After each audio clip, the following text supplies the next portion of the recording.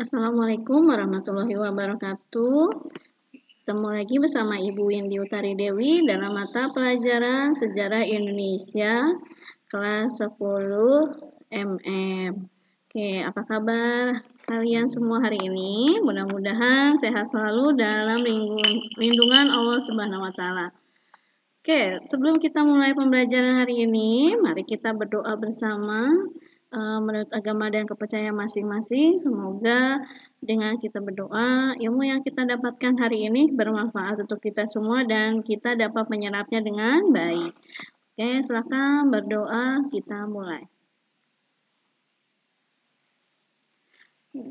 Selesai. Oke. Untuk pertemuan hari ini, Ibu akan membahas bab 4, yaitu pengaruh agama dan kebudayaan Islam di Indonesia.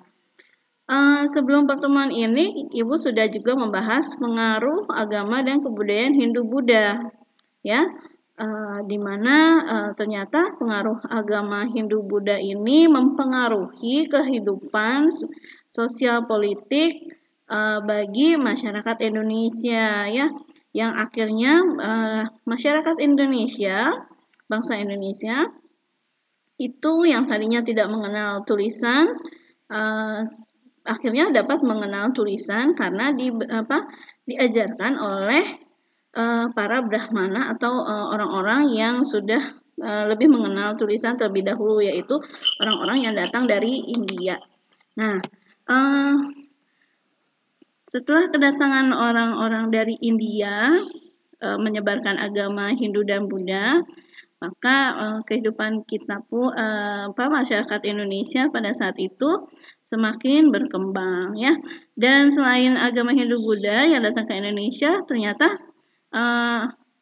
orang-orang yang beragama Islam, yaitu asalnya dari Asia dari Arab, ya.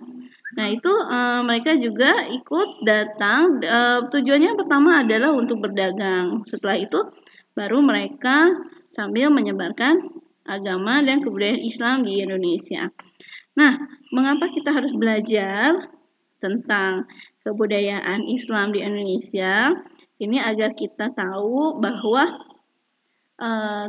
keberagaman di Indonesia, kemudian perbedaan di Indonesia ini adalah hasil dari perkembangan sejarah sebelumnya, ya. Dan itu juga dengan kita belajar ini kita dapat mengetahui, ya, peninggalan-peninggalan bersejarah Indonesia dan kejayaan-kejayaan Indonesia pada zaman dahulu. Oke, kita mulai untuk pengaruh dan agama dan kepercayaan Islam di Indonesia.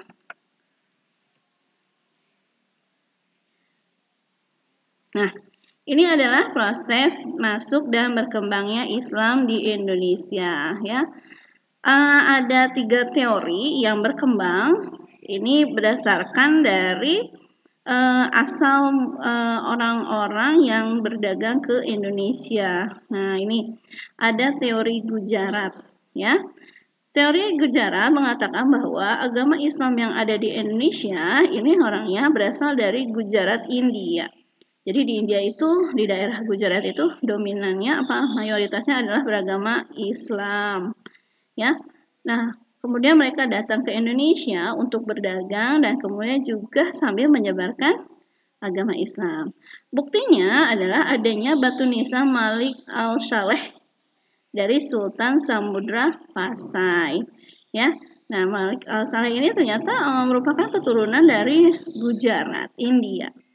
Oke, selanjutnya adalah teori Mekah yang kedua. Pengaruh Islam telah masuk ke Nusantara sekitar abad ke-7, dibawa langsung oleh para pedagang Arab. Buktinya adanya permukiman Islam tahun 674 di Baros, pantai sebelah barat Sumatera. Nah, seperti yang Ibu sudah jelaskan dulu, ya, di perkembangan agama dan kebudayaan Hindu-Buddha, bahwa para pedagang yang datang ke Indonesia ini mereka masih menggunakan jalur laut. Nah, ketika untuk kembali ke wilayahnya, wilayahnya lagi, itu mereka menunggu adanya angin muson barat untuk sampai kembali lagi ke daerahnya. Nah, ketika angin muson barat itu belum datang, maka mereka menetap. Nah, inilah yang dikatakan adanya permukiman Islam. Mereka menetap di sana, kemudian juga berkembang. Ada yang menikah, ada yang sambil menyebarkan agama Islam, ya. Nah, ini itu menurut teori Mekah. Selanjutnya adalah teori Persia. Menurut teori ini, agama Islam dibawa masuk oleh orang-orang Persia sekitar abad ke-13. Bukti pendukung teori ini adalah adanya upacara di Bengkulu dan Sumatera Barat. Disebutnya adalah tablik. Nah, tablik ini hampir mirip dengan kebudayaan Persia. Maka itu teori ini mengatakan bahwa Islam di Indonesia itu asalnya dari Persia. Oke.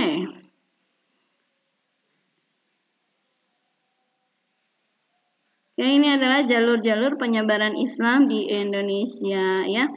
Jalur-jalur penyebaran di Indonesia ada 4 tahapnya, ada 4 jalannya, ya.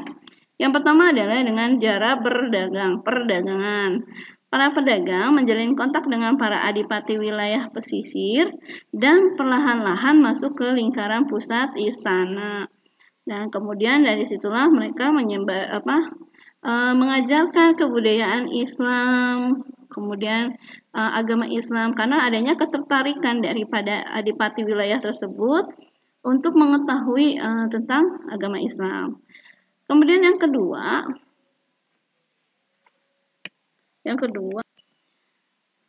melalui perkawinan. Nah, ini para pedagang menikah dengan perempuan pribumi, putra-putri para bangsawan atau adipati, dan bahkan dengan anggota keluarga kerajaan. Nah, ini dengan adanya perkawinan, para pedagang ini juga menyebarkan, mengajarkan tentang kebudayaannya.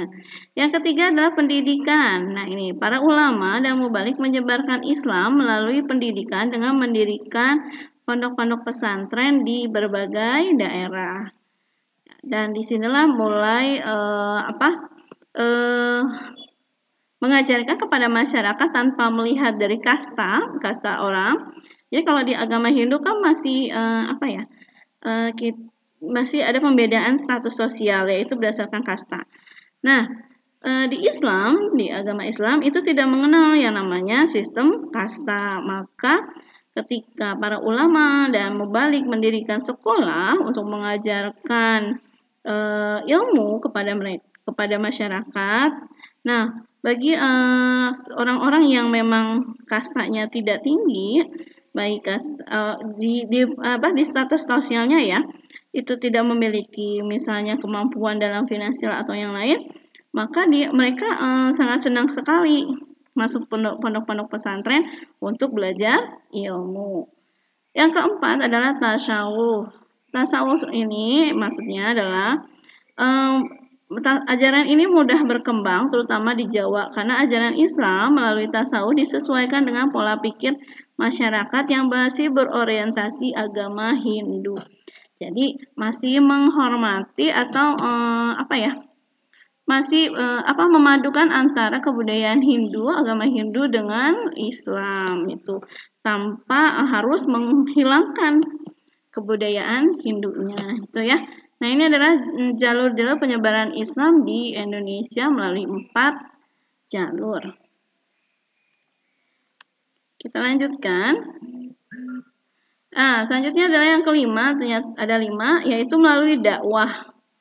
Penyebaran agama Islam ini tidak dapat dilepaskan dari peranan para wali. Ada 9 wali yang menyebarkan Islam dengan cara berdakwah, yang disebut juga dengan wali songo. Ya, nah ini yang pertama adalah Sunan Gresik. Sunan Gresik datang ke tanah Jawa pada tahun 1404 Masehi. Kedatangannya dianggap sebagai permulaan masuknya Islam di Jawa. Ya, Sunan Gresik ini mengajarkan agama Islam kepada masyarakat di Kepulauan Jawa. Yang kedua adalah Sunan Gunung Jati, dikenal juga dengan nama Syarif Hidayatullah atau Falatehan. Nah, Falatehan ini berjasa menyebarkan agama Islam di Jawa Barat. Ya, ia kemudian menjadi Panglima Angkatan Perang yang bertugas menguasai Sunda Kelapa dan Cirebon. Ya, sampai sekarang masih ada ya Kesunanan Cirebon. Ya, ini merupakan turunan langsung dari Sunan Gunung Jati. Nah, maka makamnya juga ada di Cirebon. Yang ketiga adalah Sunan Ampel.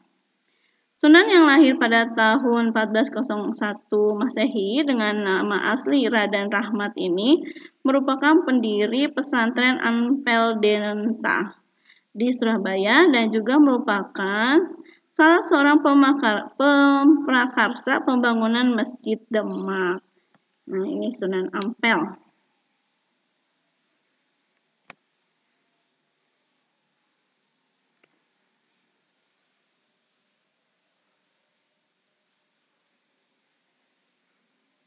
Oke, selanjutnya yang keempat adalah Sunan Giri. Sunan ini bernama asli adalah Raden Paku, merupakan salah seorang santri Sunan Ampel. Ia mendirikan pesantren Giri. Ia juga dikenal sebagai seniman yang menciptakan gending Jawa, Asmarandana, dan Pucung. Nah, ini salah satu ciri atau cara untuk menyebarkan agama Islam. Para wali ini juga mengadopsi atau mengambil dari kebudayaan yang ada di masyarakat. Nah, ini seperti ini. Contohnya adalah menciptakan gending Jawa.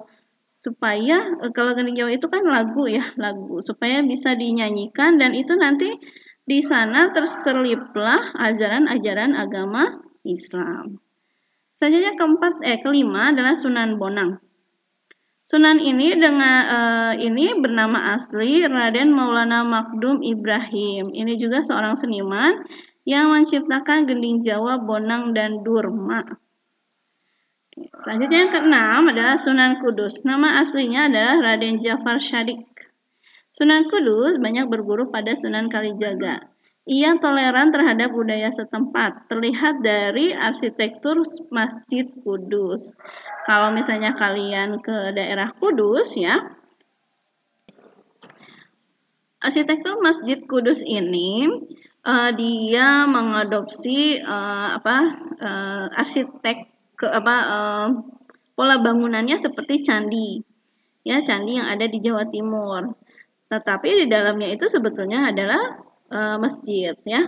Nah, itu kalau kalian nanti mungkin bisa lihat di Google atau ini bisa kalian lihat itu perpaduan antara kebudayaan setempat yaitu yang masih beragama Hindu dengan kebudayaan Islam. Selanjutnya adalah yang ketujuh, ini adalah Sunan Kalijaga. Nama asli Sunan Kalijaga ini adalah Raden Sahid. Dalam menyebarkan agama Islam, ia memanfaatkan media wayang yang sudah sangat terkenal masyarakat sejak zaman praaksara hingga masuknya Hindu Buddha. Nah, ini oleh Sunan Kalijaga diadopsilah cara mengajarkannya ya, cara mengajarkan agama Islam itu melalui pertunjukan wayang. Oke, kita lanjutkan.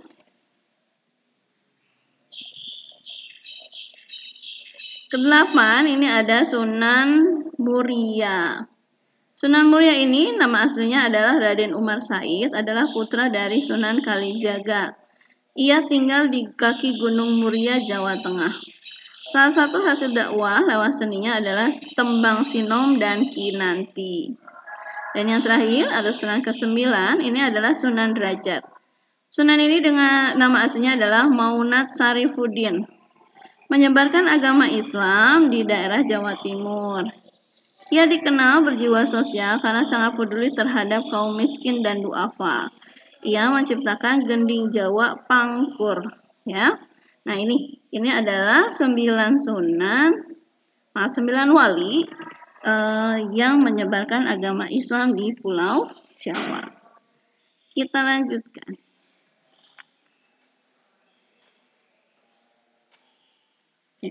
Kalau tadi melalui media dakwah itu dengan melalui 9 sunan, maka yang selanjutnya adalah jalur penyebarannya adalah dengan kesenian.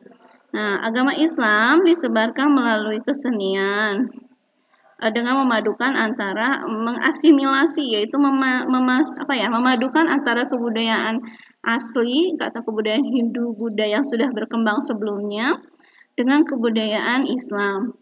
Nah, contohnya seperti wayang. Ini dilakukan oleh Sunan Kalijaga, gamelan oleh Sunan Bonang. Nah, kemudian kesenian ini sudah berkembang, tapi tidak hilang, tapi diakulturasi. Nah, ini adalah Sunan Bonang ini diartikan dituliskan sebagai bonang adalah sederetan gong kecil yang menjadi salah satu instrumen penting dalam gamelan.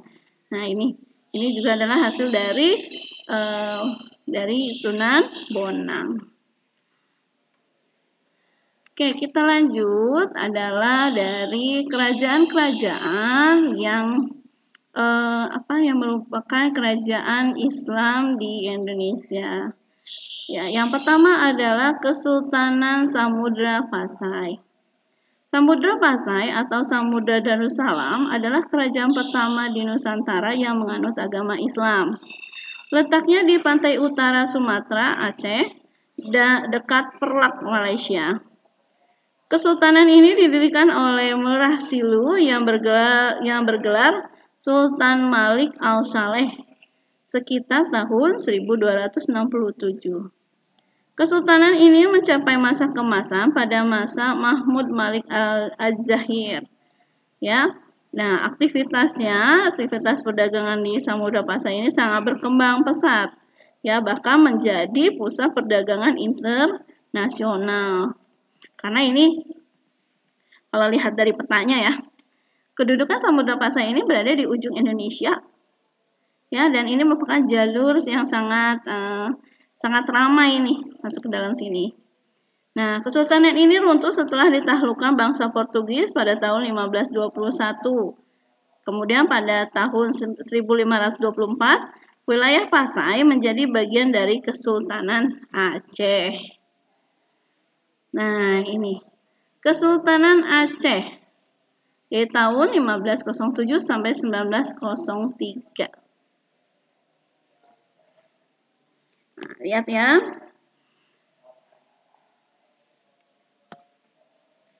Kesultanan Aceh.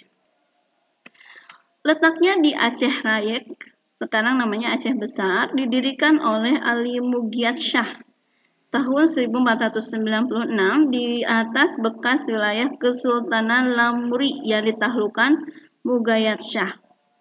Pada masa pemerintahan Sultan Iskandar Muda, Aceh mencapai puncak kejayaan dengan wilayah kekuasaan meluas dari Delhi sampai ke Semenanjung Malaya. Nah, ini kalau dilihat ya oleh kalian ya.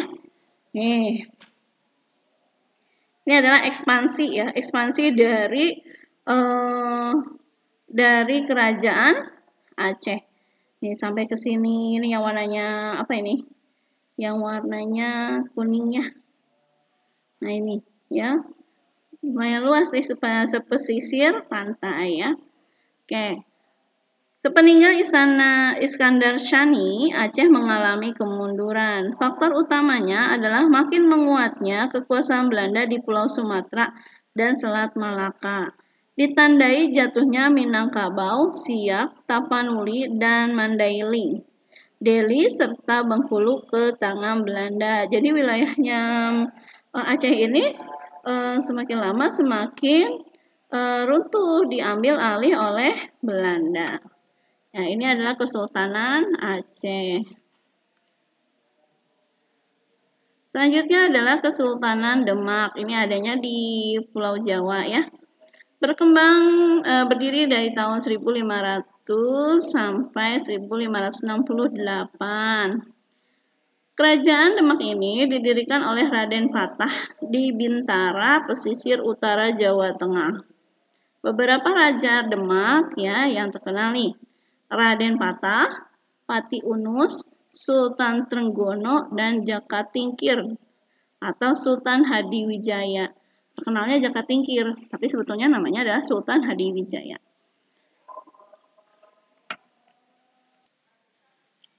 Pada masa Sultan Trenggana, yaitu pemerintah pada tahun 1521 sampai 1546, Demak berkembang pesat.